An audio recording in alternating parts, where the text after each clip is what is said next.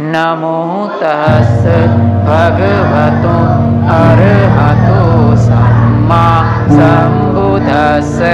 नमो तस् भगवतो अरहतो सम्मा सम्बुद्धस्स। Subscribe the channel and press the bell icon. अरहतो सम्मा सम्बुद्धस्स।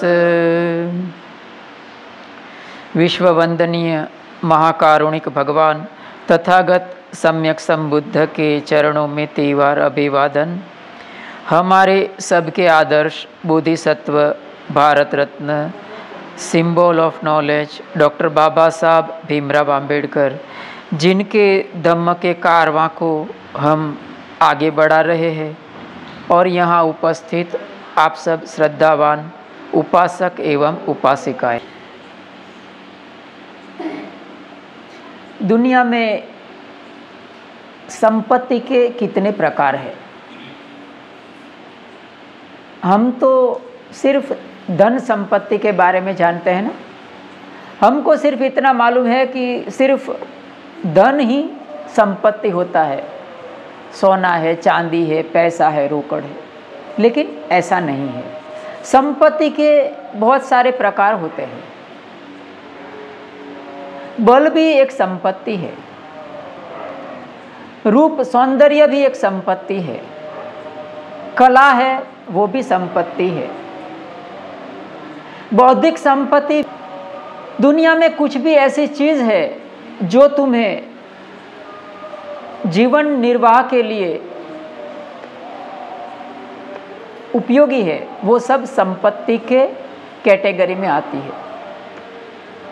ऐसी कोई भी संपत्ति है, उसके ऊपर किसका अधिकार है? कोई भी संपत्ति है, चाहे दुनिया की कोई भी संपत्ति हो, उसके ऊपर किसका अधिकार होता है? याद रखिएगा,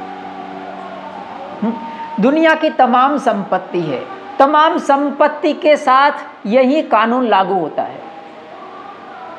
देखिए, हम रोटी खाते हैं ना, सबसे बड़ी धान्य, सबसे बड़ी संपत्ति है। हम रोटी खाते हैं, हमको तो इतना ही मालूम है कि हमने बताई, मम्मी ने रोटी बनाया, हमने खाया, हमको इतना मालूम है। लेकिन आपको मालूम है वो रोटी बनाने में कितने लोगों का सहयोग है? कितने लोगों का सहयोग है? किसी ने गेहूं बोया, मजूर ने निकाला, कितने मजूर उसमें लगे थे। किसी दुकानदार से वो बीज थे वो लाए, कितने लोगों का सहयोग है मालूम है? कितने लोगों का? 800 करोड़ में से आप अपनी बात बाकी कर दीजिए, इतने लोगों का सहयोग होगा ना, तभी जाके आपके घर में एक रोटी बनती है। और यही कानून है, वो हमारे तमाम संपत्ति के ऊपर लागू होता है। दुनिया में सब लोगों का अधिकार होता है हर एक प्रकार की संपत्ति के ऊपर। तो सबसे बड़ी संपत्ति है ज्ञान की संपत्ति। ज्ञान की संपत्ति, ज्ञान एक संपत्ति है, एक धन है, तो उसके ऊपर सबका अधिकार है ना, सबका अधिकार है। तो उसी के आधार पर आज की कड़ी है। भगवान बुद्ध एक समय कौशल जनपद से विहार कर रहे थे, कौशल जनपद से गुजर रहे थे। तो उधर एक सालवती का नाम का गांव था, उधर से गुजरे। उधर से गुजरे तो उधर सालवती का नाम के गांव में वो ठहरे। तो वहाँ का एक ब्राह्मण था, उसका नाम था लोहिच। वो ब्राह्मण को लगा कि मैं भी श्रमण को अपना संगदान के लिए निमंत्रित करूं, भोजन दान के लिए निमंत्रित करूं। देखिए, आपको मैं शुरुआत में बताया ना, जो पूर्व तैयारी के रूप में बताया कि संपत्ति क्या है, सबके ऊपर संपत्ति के अधिकार होता है सबका। उसी के आधार पर आज को धीरे धीरे हम विषय के ऊपर चढ़ रहे हैं। तो लोहिच ब्राह्मण भगवान बुद्ध को निमंत्रित करता है। भगवान बुद्ध उनका निमंत्रण का स्वीकार करते हैं, और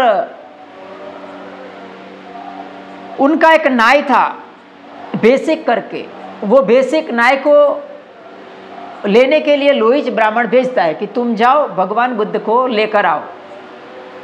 और बेसिक ब्राह्मण भगवान बुद्ध को लेकर आता है। भगवान बुद्ध आगे आगे चल रहे हैं, बेसिक उनके पीछे चल रहा है। बीच में ही बेसिक वो नाई था। बेसिक और भगवान बुद्ध के बीच में एक संवाद होता है। वो पूछता है कि भगवान, ये जो ज्ञान का संपत्ति है, ज्ञान संपत्ति है ना, तो बोला ज्ञान का अधिकार सिर्फ ब्राह्मणों को ही है कि सबका होता है? तो वही भगवान बुद्ध उनको कहते हैं, लोहिच ब्राह्मण का कथन स्वीकार कर बेसिक नाय ने वही किया जो उसे करने के लिए उसे भेजा गया था। भगवान बुद्ध को वो लेकर आता है और वो कहता है, लोहिच ब्राह्मण द्वारा तथागत को लाने के लिए भेजा गया बेसिक नाय भगवान बुद्ध के पीछे पीछे चलता है। रास्ते में उसने तथागत को बताया, क्या बताया? लोहिच ब्राह्मण की यह मिथ्या दृष्टि है कि श्रमण अथवा ब्राह्मण द्वारा किसी स्त्री या शूद्र को विद्या नहीं दी जानी चाहिए।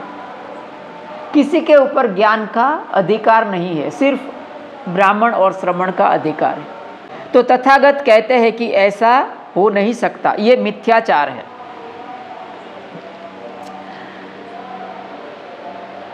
देखिए कितना बड़ा अज्ञानता है कि ज्ञान की जो संपत्ति है उनके ऊपर सिर्फ एक विशेष जाति के लोगों को अधिकार दिया। इससे बड़ी अज्ञानता कुछ और हो नहीं सकती है। किस तरह से? देखिए, ज्ञान है वो किताबों का गुलाम नहीं है। पहले एक बात समझ लीजिए, ज्ञान है वो किताबों का गुलाम नहीं है, किताबों का मोहताज नहीं है। ज्ञान किताबों में नहीं होता है, ज्ञान हमारे अंदर होता है। तो किसी के ऊपर ऐसा नहीं कह सकते हैं कि उसको ज्ञान का अधिकार नहीं है।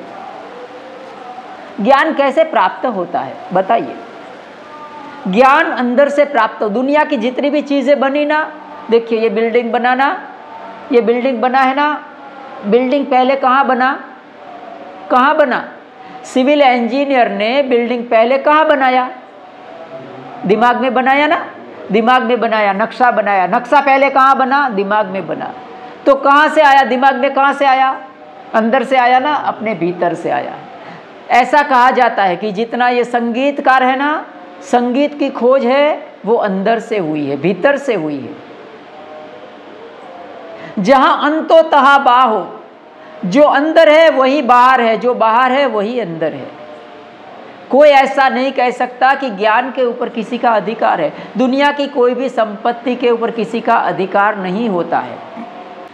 जब ये आदमी ध्यान करता है, अंदर उतरता है ना, तो अंदर से एक आवाज़ आती है। अंदर हमारा हृदय है ना, उसमें से एक आवाज़ आती है। वो आवाज़ है ना, कुछ ऐसी है, ऐसा रूम रूम रूम ऐसी आवाज़ आती है, जिसको कंपन, जो जैसे सितार बजती ना, सितार का कैसा आवाज़ आता है, ऐसा आवाज़ हमारे हृदय में से आता है। वो हृदय की आवाज़ है, अंदर की आवाज़ है, वो ऐसा है, रूम रूम। उसी के ऊपर से ब्रह्म बना है। उसी शब्द के ऊपर से अंदर से जो आवाज़ आती है उसे ही ब्रह्मनाद कहते हैं। और उसी में जब आदमी लीन होता है तो उसी को ब्रह्मलीन कहते हैं। और उसी शब्द के ऊपर से ब्राह्मण शब्द बनता है। जो आदमी अंदर की जो आवाज़ है, जो ब्रूम ब्रूम ऐसी आवाज़, सितार की जैसी आवाज़ बनती है, उसको जो सुन सकता है उसी को ब्राह्मण कहते हैं। जो इंसान सही अर्थ में अंतर्मुखी होता है वही सही अर्थ में सत्यनिष्ठ होता है। सत्यनिष्ठ अर्थात ट्रूथफुल होता है। जो इंसान सत्यनिष्ठ होता है वही इंसान सही अर्थ में सदाचारी बन सकता है। सदाचारी सत्यनिष्ठा के बगैर नहीं आ सकता है, याद रखिएगा। एक झूठा आदमी भी सदाचारी हो सकता है, सदाचारी का अर्थ ये नहीं है कि वो धर्मवान है। एक झूठा आदमी भी सदाचारी हो सकता है। पहले सत्यनिष्ठ होना सबसे बड़ी जरूरी चीज है। तो जो अंतर्मुखी होगा ना, अंदर की जो आवाज सुनता है ब्रह्मनाद, वही सही अर्थ में सत्यनिष्ठ बन सकता है। जो सत्यनिष्ठ बन सकता है वही सही अर्थ में सदाचारी बन सकता है। तो यही ब्राह्मण है, उसी को ब्राह्मण कहा है। अभी ज्ञान क्या हो गया बताइए? जो उस आवाज को सुनता है वो दुनिया की तमाम ज्ञान को प्राप्त कर सकता है। लोहिच ब्राह्मण ने उत्तर दिया, गौतम ऐसा ही है। वो गौतम भगवान बुद्ध उनको पूछते हैं कि क्या ज्ञान के ऊपर सिर्फ श्रमण और ब्राह्मण का अधिकार है? तो लोहिच ब्राह्मण कहता है कि हाँ, सिर्फ श्रमण और ब्राह्मण का अधिकार है, स्त्रियों को ज्ञान लेने का अधिकार नहीं था। वो तो बाबा साहब का हमारे ऊपर उपकार है कि उन्होंने वो ताला खोल दिया। भगवान बुद्ध का उपकार है कि उन्होंने वो ताला खोल दिया, तो हम सब लोग उस दरवाजे के अंदर जा सकते हैं। लोहिच तब मान लो कि एक आदमी कहता है कि लोहिच ब्राह्मण का सालवतिका के ऊपर अधिकार है, उससे ही सालवतिका के प्राप्त सभी कर और सालवतिका की समस्त उपज का आनंद लेना चाहिए। शुरुआत में मैंने बताया ना कि संपत्ति का अधिकार किसी एक व्यक्ति का नहीं हो सकता है।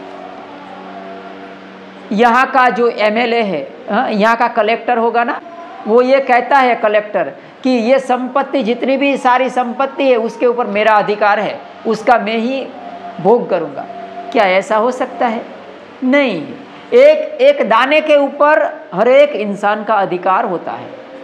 तो यहाँ भगवान बुद्ध ने यही कहा कि लोहिच ब्राह्मण, क्योंकि लोहिच ब्राह्मण था, उसको जो प्रसेनजित था उसने वो सालवतिका गांव दे दिया था कि सालवतिका गांव के ऊपर तुम अधिकार है तुम्हारा, और सालवतिका का गांव है, उसके जो कर आएगा, उसका जो आवक होगा, उस पर तुम्हारा अधिकार है।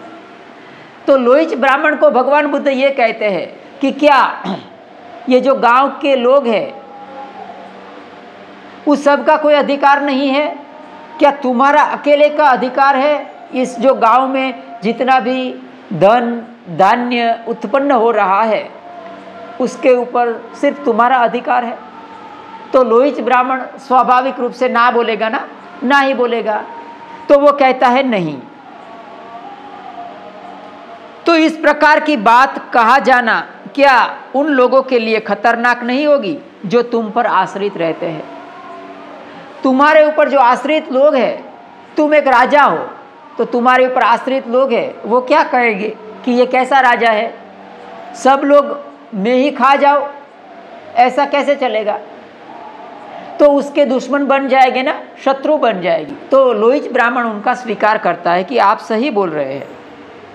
लोहिच बोला, नहीं गौतम, ऐसा आदमी उनका हित चिंतक नहीं होगा, ऐसा राजा उसका हित चिंतक नहीं हो सकता है। जब वह उनकी हित चिंता नहीं करेगा तो क्या उसके हृदय में उनके लिए उसके प्रति प्रेम होगा? नहीं होगा। स्वभावतः राजा और प्रजा के बीच में किसी भी तरह का संवादिता नहीं होगी, किसी भी तरह का आदर सत्कार नहीं होगा। पहले के ज़माने में ऐसा था ना कि ज्ञान की संपत्ति ऊपर सिर्फ एक पर्टिकुलर प्रकार के लोगों का अधिकार था। एकलव्य का नाम सुना है ना? देखिए कितना अन्याय था, आप याद करिए। एकलव्य का नाम सुना है? एकलव्य को ज्ञान दिया नहीं था द्रोण ने। द्रोण था ना जिसको महागुरु मानते थे, उसने एकलव्य को ज्ञान नहीं दिया। तो वो एकलव्य ने क्या किया? देखिए, एक जिसको हल्की जाति का माना जाता था, वो कितने ईमानदार थे, वो कितने प्रामाणिक थे। उनकी ईमानदारी और प्रामाणिकता का आपको कहीं मिसाल नहीं मिलेगा। वो एकलव्य ने क्या किया? उसको अपमान करके उसको निकाल दिया। और एकलव्य ने क्या किया? फिर भी उसको गुरु के तौर पर उसको बिठाया। देखिए, ऐसा ईमानदार व्यक्ति कहीं मिलेगा? नहीं मिलेगा। और इससे भी आगे अभी सुनिए कि उसने वो मूर्ति के आधार पर वो विद्या सीखता है। एकलव्य द्रोण का मूर्ति बनाकर वो विद्या सीखता है तीरंदाजी का, और उसमें इतना कुशल हो जाता है, इतना कुशल हो जाता है कि वो सबसे आगे निकल जाता है, अर्जुन से भी आगे निकल जाता है। तो ये बात घूमती फिरती उस द्रोण के पास पहुंचती है। सोचिए वो द्रोण का मानसिकता कितना गंदा, कितना हल्का होगा, कितना नीच होगा। कौन नीच आदमी है वो उसी के ऊपर से आप तय कर सकते हैं। तो वो सोचता है कि मैंने जिसको विद्या सिखाई है, किसको? अर्जुन को, वो तो उससे भी आगे निकल गया, तो मेरी तो बेइज्जती हो जाएगी ना। तो वो क्या करता है, वो एकलव्य के पास जाता है और वो पूछता है कि तुमने विद्या कहाँ से सीखी? तो वो कहता है कि मैंने आपकी मूर्ति बनाकर सीखी है विद्या। देखिए कितनी लुच्चाई है, शातिरता है। वो क्या कहता है द्रोण कि तुमने मेरी मूर्ति बनाकर विद्या सीखी ना, मैंने तुमको विद्या सिखाया ना, तो तुम्हें मुझे गुरु दक्षिणा देना पड़ेगा। अभी दूसरी तरफ एकलव्य, जो एक जिसको हल्की जाति का कहा जाता था, कितना ईमानदार है, कितना प्रामाणिक है, कितना गुणवान है, वो क्या कहता है, आप मांगिए, जो आपको चाहिए वो गुरु दक्षिणा में देने के लिए तैयार हूँ। और वो हल्की मानसिकता वाले, हकीकत में जो क्षुद्र थे उसको ही क्षुद्र कहा जाता है, जिसके मन में गंदगी भरी होती है, वो उसका अंगूठा मांगता है, उसका अंगूठा मांगता है ताकि वो तीर ना चला सके और उसकी बेइज्जती ना हो। और वो एकलव्य उसको अंगूठा दे देता है। आप सोचिए उसने ज्ञान कहाँ से लिया था? अपने भीतर से लिया था ना। तो आज की कड़ी उसी के ऊपर आधार था कि जो ज्ञान है उसके ऊपर सिर्फ और सिर्फ श्रमण या किसी ब्राह्मण का अधिकार नहीं होता है, सबका अधिकार होता है। ज्ञान कभी किताबों का गुलाम नहीं होता है। ओ भले आदमी आप है कहाँ, ओ भले आदमी आप है कहाँ, हर चेहरा हर लिबास, हर नदियाँ हर पहाड़। याद रखिए, ओ भले आदमी आप है कहाँ, हर चेहरा हर लिबास, हर नदियाँ हर पहाड़, हर मरघट हर मज़ार, दे रही है संदेश हजार। ओ भले आदमी आप है कहाँ। किताबों में उलझते हैं ना लोग, किताबों में पढ़ते रहते हैं, किताबों में पढ़, तो आदमी कहता है कि तुम कहाँ उलझे हो। हर चेहरा एक किताब है, हर चेहरा हर लिबास, मानी हर एक चेहरा हर एक कपड़े है ना, कुछ ना कुछ बोल रहे हैं, कुछ ना कुछ आपको बता रहे हैं। किताब है, आपका चेहरा एक किताब है, मेरा चेहरा एक किताब है, मेरे चेहरे का जो भाव भंगिमाएँ है वो एक किताब है। हर चेहरा हर लिबास, हर नदियाँ हर पहाड़, हर नदी है हर पहाड़ है, वो एक संदेश दे रही है आपको, मुझे भी आपको भी। हर मरघट हर मज़ार, जितने भी स्मशान है, जितने भी कब्र है, वो आपको बता रही है, कुछ ना कुछ संदेश दे रही है।